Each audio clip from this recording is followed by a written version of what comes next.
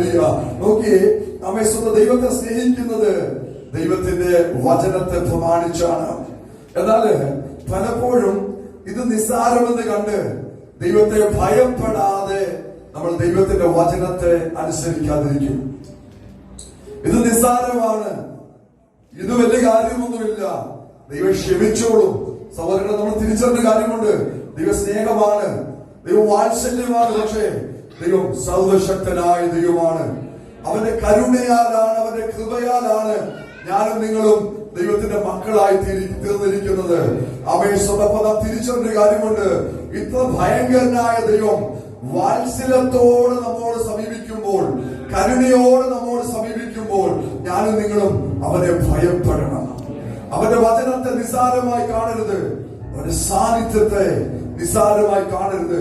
ദൈവസന്നിധിയിലായിരിക്കുമ്പോൾ ഞാനും നിങ്ങളും അതിനെ നിസ്സാരമായി കാണരുത്. വെളിപ്പെടുന്ന ദൈവ വചനത്തോട് ഞാനും നിങ്ങളും നിസ്സാരമായി കാണരുത്.